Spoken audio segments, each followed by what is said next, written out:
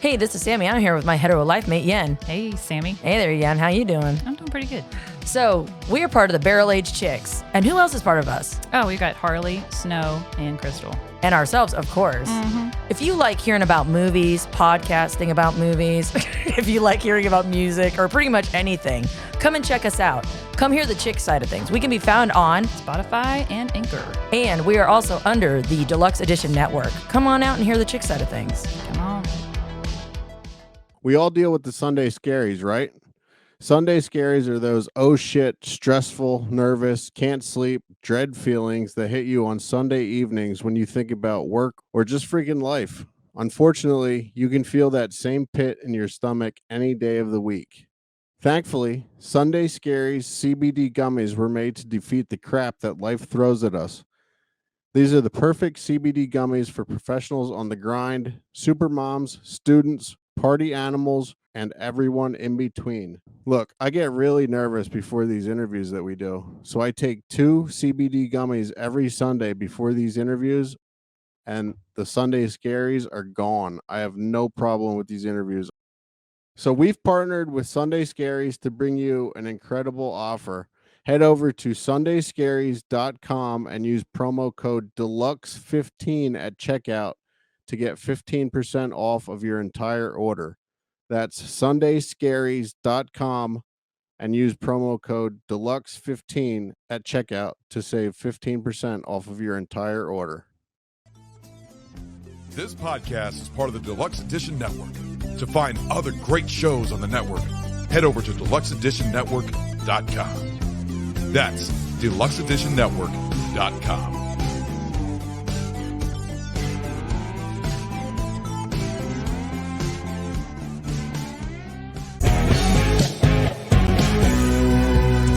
Hello and welcome to another episode of Deluxe Edition. I am your host, Casey Shearer. Joining me, as always, the 10-cent beer night, El Ray Sexton. What's going on, Casey? A lot's going on. Where would you like me to start? Start at the beginning, go towards the middle, because that's where we are now. We don't know the end yet, so we're at the don't know the end yet. No. We're at the beginning and the middle. So, all right. Well, before that, let's get into the house cleaning, right? Yeah, we could do that if you want. All right. We are a part of the Deluxe Edition Network. You can check all of the other great shows over at deluxeeditionnetwork.com. And the podcasts of the month are Barrel Aged Chicks and Bar Stool Film School. You like that, Ray? I didn't have to pause the show. I didn't have to look at any notebooks. Wow. That was tight. All right. Go check them out. 2 great shows over at deluxeeditionnetwork.com. You can check us out over on Instagram at Deluxe Edition Pod. Ray handles all the Instagram duties over there. What kind of stuff you got going on over there, Ray? Nothing. I've been doing jack shit over there, but I will rectify that situation shortly. So I apologize to everyone for my lack of posting, but things happen. Life gets in the way of this whole shenanigans, but we'll get it. Yeah, life happens. We've actually been off for a few weeks. We'll find out why in a couple minutes here. And I noticed today, I still have reels or shorts or whatever they call them on Instagram. They've still been coming out. So there's shorts over there as well on our Instagram page of the show. Even stuff that you'll never see on an episode has been on some of those shorts. Some of the stuff that Ray and I talk about before and after the shows in there. So that's why you're going to want to sign up for our Patreon, patreon.com/Deluxe Edition Pod. And you can hear everything that we say before and after the show over there. And thank you to Barbie for their $1 donation on our Patreon. And let's see, you can check us out on Facebook, facebook.com/Deluxe Edition Pod. Email us, deluxeeditionpod@gmail.com. And let's see, you want to tell us about your bootlegs, Ray? If you want a bootleg of anything, I don't care what it is, Metallica, Garfield, your mom's picture on a mug, look me up. Send me a message. I got a lot of cool shit over my tpublic.com 10-cent beer night podcast page. Obviously, I have deluxe edition bootleg shit over there. And don't tell nobody, but I'm working on some barrel age flicks stuff right now because I promised it when I was on their show, and I'm going to deliver it. So, yeah, you can check Ray and I out on Barrel Age, a recent episode of Barrel Age Flicks, the Tasting Room, along with Mike D from Take on the World and Berks County Unsolved, my other podcast with Mike. What did we talk about? Oh yeah, the top 5 nude scenes in movies. Mm-hmm. That was a cool, fun show. That actually, I posted that. That was our last episode that came out on our show too, and it's one of our better episodes. Well, it's because it's funny. It was a good episode. Ron has already told me I have to come back for the next one, which is top 5 porn of all time. Okay. Actresses or whatever. I'm not real sure, but he's like, if that's the next one, I'm like, I don't care, whatever. Yeah, I'll do anything, you know. He told me they were going to do a part 2, that they want us back for a part 2 of the top 5 nude scenes as well too. So, oh, nice. Yeah, it's cool. It's cool when you got another podcast like that always welcomes you back, and you know, it's exhausting, but it's nice to be wanted. Yeah, that's another thing. So yeah, these shows with all of our guests, we're going to start winding down. We have a few more guests lined up, and then we're going to start doing the takeover shows, more of the takeover shows with the podcasts that are on the network, and let them take over our show, and so you guys can see more of the shows that are on the network. The interviews have been just burning us out a lot. Like, we do a lot of research for these, and it's a lot of work. So we're going to take a break on interviews, but not a break from the show. So Damn. Right? Yeah, damn it. I thought we were taking a break, but that's fine. We'll just keep going. We had a 2-week break. I haven't seen you in a couple of weeks. I know. It's been a while. It's fine. No, I just assumed we were stopping. I don't know. No, as you may notice, I am in a different location from my normal corner. Mm-hmm. You're in a lot less warm location too. Yeah, it's getting a little chilly where I am right now. It's 40. It's in the 40s here. Oh no! Whatever will you do? I'll bundle. I didn't find my long johns in the process, but Long time. yeah. So I guess we'll talk about it. I fucking got kicked out of the house I was living in Florida. Right? Mm-hmm. Should we talk about it? Right? You want to start fucking? All right. Yeah, you can talk about anything you want, Casey, but just know that my sense of humor may not make you real happy with the jokes I might tell. I'm just saying. So you can talk about anything you want. That's fine. But I got to tell jokes. That's my job on the show. So be ready. All right. So, all right. I don't know if I'm ready to fucking open up about all this yet. Well, then let's postpone that and just say things have been set in motion that cannot be undone. Yeah. Yeah, I'm not living in Florida anymore, and I'm back in Pennsylvania. So we'll start there. Mm-hmm. And I guess we'll fucking get back into it next week, right? We'll have like a full fucking show so I can prepare for everything. We were supposed to have a guest tonight. Our last guest was supposed to be today. Yeah, didn't happen. He's not here, so I wasn't really prepared to talk about everything just yet. So yeah, let's postpone that for a week. But I will explain everything in a week or so. or not. No, I will, because that's what we're here for, man. We gotta hey, what did I fucking I've always said on the show since you've been on since episode number 69. I gotta be honest with you. I gotta be honest with with everybody, our listeners, that's fucking John Ross Bowie. I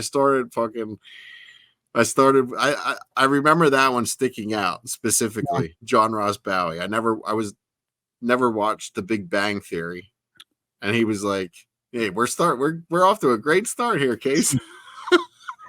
Hey, look, if you're not honest with the people we talk to, whether it's John Ross Bowie or Dave the Garbage Man, if we have a garbage man on, you know, if you're not honest with these people, then what the fuck's the point? Like, Right.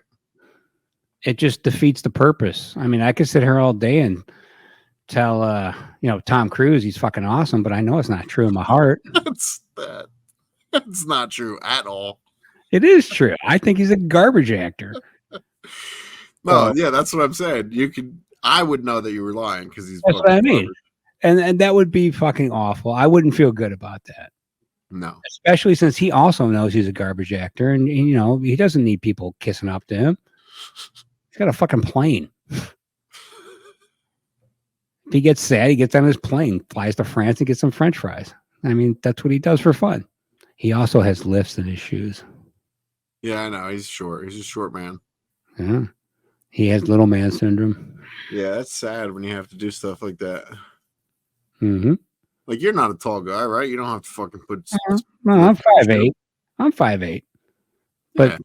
But most of that's dick, so it's fine. You don't need any lips in your shoes. No, You got plenty of cock dance. I got plenty of where it counts. So. Oh man, did you see the new Cat Williams special? I did not. It was on last night on Netflix. Not bad. Not bad. I don't know if it was because that many people were on, like, watching it or whatever, but it froze up for a little bit, so we missed a bit of it. But not bad. Cat, he's always been so funny. Yeah, I do like how honest he also is about everything. They're like, did you? Speaking of honest, did you see where Seinfeld just said that the liberals are ruining TV and movies? Did you see that? No. Yeah, he's come out and said they basically made it impossible to be funny. Really? Yeah. Wow. No, I didn't see that, but I believe it. I mean, that's true. I mean, yeah. I mean, it's hard to be funny now without getting called names and made fun of and horrible things being said about you because you tell jokes. Yep. Well, that's like like comedy shows. When you go to like Rogan's Club, for instance, I mean, I've never been there. I've heard, and certain clubs, when you go into places, they put your phone in a like a locked bag. Oh, that's Chappelle started that. Chappelle's the first one to do the lock bag phone thing because he was tired of people posting his shit on YouTube. Yeah. I completely understand it, albeit, just release the shit. I mean, well, yeah, but like if you're working, I understand it though. Like if like Rogan's Club, for instance, like the Mothership, or even like any club, like a lot of people, like a lot of comedians will go to those clubs to work out jokes, like to. Oh, I get that. Like you're test running jokes to see how the audience reacts and all that. Yeah, but yeah, actually, I just saw today. Before we were recording, which we're recording on Cinco de Mayo. This won't be out until next week, but Colin Quinn's new special just came out on YouTube.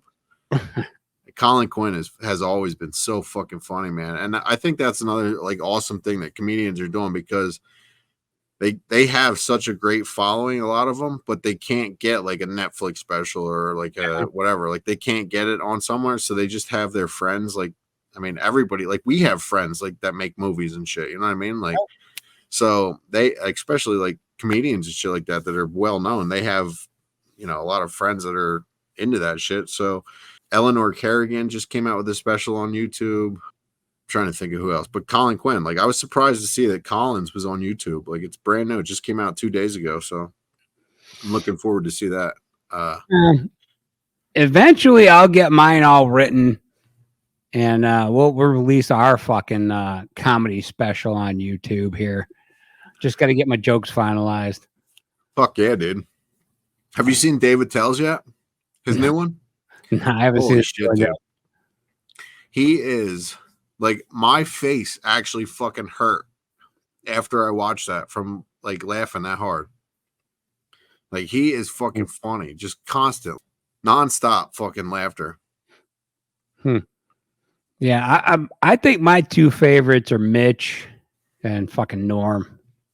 No, Those two fucking assholes, so funny.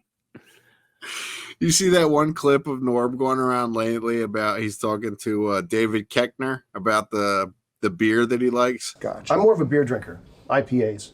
Oh, IPAs. What's that? International Pale Ales? That's India Pale Ale. India Pale Ales. What do you like to drink? Other than fucking jizz. I mean, what alcohol do you like to drink? Yeah, I love when he gives jokes to his guests, and he knows what the joke is, and he makes them read it, and they're like, "Oh, come on, Norm," and they're like, "No, just read it," and they're like, "I don't want to read it." And he's like, "Yeah, it's funny. You'll like it. It's funny," and then they read it, and it's just horrible. And Norm's so proud of himself. I love that. That's my favorite thing about it. Like when he tells those, like, also when you can tell he's improvising, like when he's talking to somebody, and he just gets that smile on his face because he knows what he's about to say is just awful, but he says it anyways. I love that about Norm. Yep. But Dude, Mitch, there's so many good comedians out right now too, man. They're so I'd fucking say, funny. I'd say though, for observation jokes, like Mitch is the best. Mitch is he was so good at just taking normal shit and making it funny, like the donut receipt joke. Like, why do we need to bring paper into this exchange? Like, just shit like that. It's like, or like when he's standing in the doorway and the guy's like, you're blocking the fire escape. And he's like, if this place catches on fire, you don't think I'm not going to run? Like, that shit, you just don't, comedy's been around a long fucking time. Yep. And it takes a lot for somebody to write new material that's funny. Yeah. Like a lot of the jokes are just rehashes of old jokes. Right. Just modernized. But there's very few people who just come up with these new jokes and they're just so goddamn funny.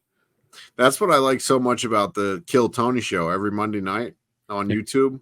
Mm-hmm. They have 1 minute to come out and tell jokes. Now, a lot of times it's just fucking drunk assholes who are fans of the show who will, fill out the paper. All they have to do is put their name on a piece of paper and it goes into this bucket. A lot of times the people get out there and they're like, and like Tony will just shit on them for fucking 10 minutes. But like the good ones, they get, he's had, there's golden ticket winners then. Like he'll give them a golden ticket whenever they're in town, they can come and fucking tell jokes for a minute, and then they interview them. But like, yeah, that's a special talent. Like there's a couple guys, like there's one guy now, Casey Rocket. We talked about him with Ed Begley Jr. Mm-hmm. He comes out, he's now the new opener. He'll come out every week with a new minute and like a minute of jokes, and to be like that fucking funny in a minute, you know what I mean? That's fucking hard to do. Oh yeah, but most of these comedians work on their shit like all day. That's what they do. They sit at home, they eat their government cheese, they drink their fucking Black Label beer, and they just write jokes all day. And some of them, they probably smoke a little meth to help with the creative process, but like that's their day. And then they got to fucking figure out in their drug-induced state which ones work and which ones don't, and which ones they want to bring to the audience. That's not easy, man. Mm-hmm. I can't imagine me going to my ex-wife and going, "Hey, I got this great plan. I'm a comedian now, and that's how I'm going to make my money. I'm going to quit my job, and I'm going to go on stage and tell jokes for a living. So just sit back and relax because the child support checks will still be rolling in." And she would look at me and be like, "You are a fucking idiot." Yeah, it's a tough lifestyle, man. Think about how many people, like also too, like we hear it from like Joey Diaz, like he's one of my favorite comedians. He's got a podcast every week. Like he talks about he was a road comic for years, but then they'll go to those towns like Cleveland. I'm sure there's a comedy club in Cleveland, right? Yeah. Oh yeah, we got one. So Joey Diaz will come into that club, whatever, Thursday, Friday, Saturday, and work those nights. But then there's comedians that are just based in Cleveland that will come and like open for him. You know what I mean? And that they'll never leave Cleveland to go on the road or do whatever. Like they have a regular day job during the week. And then comedy is what they do on the weekend, like open mic or whatever. But they never leave Cleveland. You know? Well, Like they never try to get, you know what I mean? Like Joey Diaz, like he left fucking Jersey, went to whatever, Washington, then fucking moved to LA. Like you have to be in, like, if you want to really make it in comedy or whatever, you have to fucking be in one of those major cities like New York or LA. You can't fucking stay in Cleveland your whole life. You can. It is possible. I guess now with the internet, right? The internet, you can actually become an internet sensation. Yeah, now, yeah, but see, here's the problem with the guys you're talking about. They're just not fucking funny, or they would be famous. Oh, you're talking about, yeah, like you know, if you're working the opener and you've been doing it for, I don't know, 5-6 years. And you're like, all right, I'm now 27, 28 years old. I've got some time under my belt. My jokes are getting better. Now's the time to, you know, say something super fucking offensive and get my name out there. Like you walk out on stage and you just say the most offensive thing you can say when you're opening for Joey Diaz. Like you call him something awful or somebody else. And then the internet explodes, and that's how you get famous now. Yeah, that's true. I guess, yeah, like when Joey and those guys. You could literally walk out on stage and go, so I was just in the green room fucking Joey in the ass, and he really liked it. He thanked me up and down, side to side. It was amazing. You know, if you get that opportunity, comedians, go out there and say something like that. Yeah, I guess like back when they were trying to do it, you know, there were only, you know, there wasn't the internet that they could do shit like that, you know? Sometimes you just got to say something really fucking stupid and all of a sudden you're famous. Like take Shane Gillis, who I fucking love. But what's his most famous fucking thing he's known for? He's making them at night. Yeah, well, the Danny, well, the Uncle Danny that now. But the thing that really turned Shane in was very controversial. Like he was hired to do Saturday Night Live. Yeah. And he got fired before he even appeared on Saturday Night Live for something he said on his podcast. And then after that happened, his podcast fucking blew up. He blew up. And then he was invited back to fucking Saturday Night Live to be a fucking guest host. But that joke is perfection. Where are you getting that cheese, Danny?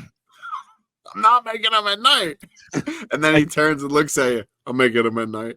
That joke is perfect. And the other joke he tells is you know, I dodged that Down syndrome bullet. Yeah.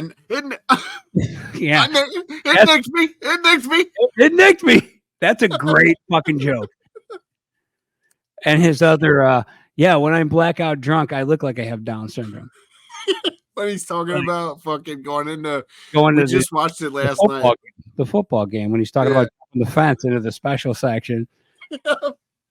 But like that's what I love about him. Like he's telling that joke, and like to me, that making him at night shit. Like he gets a lot of grief now because people are like, could you stop beating that dead horse? So on our page, as you know, on Instagram, I'll throw that fucking I'm making him at night shit up and hashtag that Uncle Danny shit all day long. Yep. You want to fuck with Gillis? Well, I'll give you some cheese to yell about. I love that. Yeah, he's in between us. He's from in between me and you. He's from Mechanicsburg, Pennsylvania, which is like dead center between Cleveland and Reading, Pennsylvania. But yeah, I think he's funny as shit. I think he should be bigger than he is. No, dude, think about that. Shane is fucking huge right now because. Well, he's blowing up, but like I think more people should realize how actually funny he is. Yeah, but beyond being slightly retarded, like, you know. But think about that, dude. Like Saturday Night Live, one of the like biggest shows in history, fired him before he appeared on the show, and then what? How many years later? 2 or 3 years later, invited him back because they knew that they fucked up. They were like, "All right, we fucked up."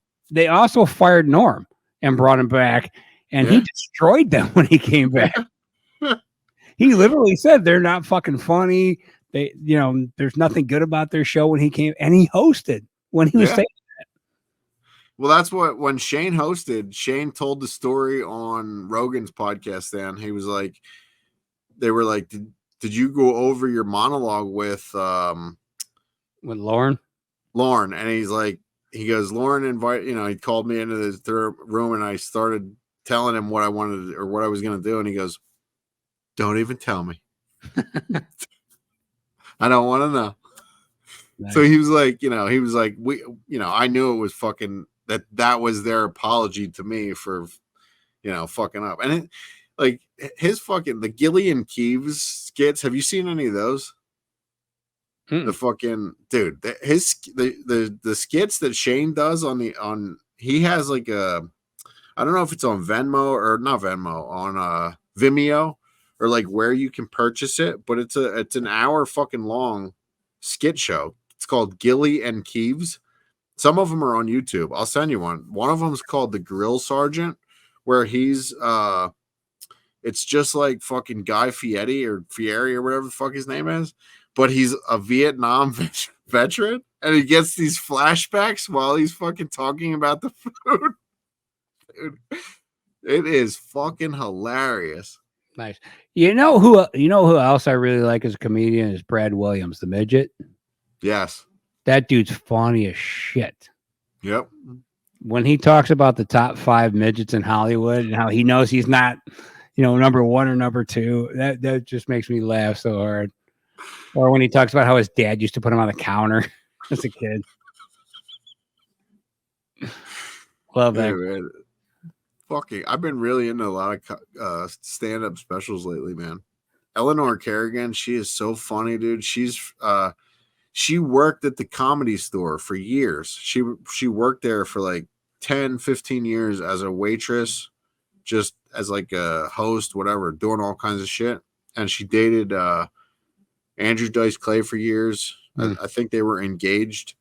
And then she was friends, like really good friends with Mitzi, the lady that owned the Comedy Store, Mitzi Shore, and like would drive her around everywhere.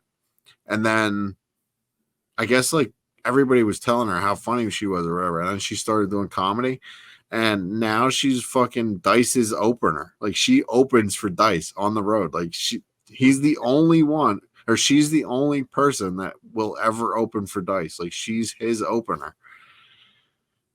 That's pretty crazy. Speaking of Shore, how in the fuck is Richard Simmons upset that Pauly Shore wants to play him and they buy out? I don't know, man. And now they're talking about Tom Cruise is going to play him. What? Yeah. Not Pauly, Tom. That's ridiculous, dude. Pauly looks just like him. They did that. Did you see the short? They did like a 15-minute short. I know. Like I was all out. I was all in. I was like, oh fuck.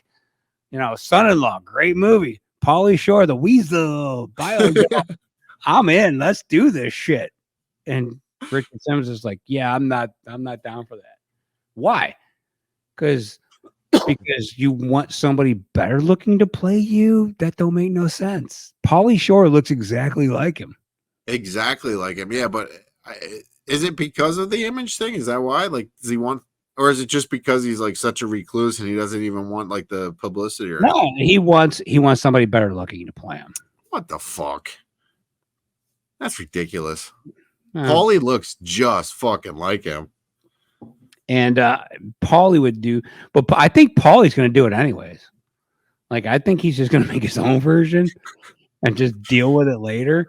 Well, that's the thing. Like, I mean, what we talked to, or well, we didn't talk to him, but I was talking to him on Instagram. Bob Crane's son, Robert Crane Jr. The movie that they did about Bob Crane, like that. How much shit was not real in that? You know what I mean? Like, yeah, you can make a movie about whoever you want, right? Yes and no. So you can be sued, I assume, if you make, like, if we made a movie about Elvis and we were like, all right, so Elvis was, born, part human, part alien. And we start with that. And because he has superpowers now, they're like, all right, man, come on. Elvis really has the power to just make girls orgasm when he looks at them. Yeah, that's his superpower. And then the family's like, dude, you can't make that movie. I'm like, I can do whatever the fuck I want. They're like, you can't. You don't have permission. Well, I'm going to make it anyways. Sue me. So that's why you get a lot of these movies that are like, yeah, I made this movie and it never came out because I got fucking sued by the family. And Yeah, but think about also though, people like that, like we can make a movie about fucking like Elvis's estate has money to sue you. If you want to make a movie about, I don't know, who were we just talking about? Richard Simmons. Richard Simmons. Yeah, I guess Richard Simmons has a I little think bit of money too. I think he's got enough money. But if we made a character like Elvis, give him let me just make up a name like Johnny Bravo, for example. There's something I just thought of. And we made a movie and we just changed the story. That could work, right? Yeah. Pelvis. Call him Pelvis. Elvis. Yeah. It's all very complicated. I don't understand Hollywood at all. That's why we're not a part of it. We tried. We were trying to get into Hollywood, but we were this close. We were so close. This close. We were so close to being the next Troy Duffy. We're got there, buddy. We're getting there. We were that close to making our own Boondock Saints. That's how close we were. Fuck. So close, dude. We'll get there. It's not over yet. I can tell you what is over though. Let's wrap this fucking podcast up because I gotta pee again and fucking we'll fucking get back to it next week. Mm-hmm. I'll get my story straight for next week, and I'll of course be in another location because I'm now the traveling podcaster. Yes. So I'll have a microphone as well next week. I apologize. I brought all my equipment, the camera, computer, Zoom recorder, everything, but I forgot my microphone, so I apologize for the sound. But you'll hear the story next week. You'll know everything. So this gives you the opportunity to punch into the AI to write it for you. My story? Yeah. No.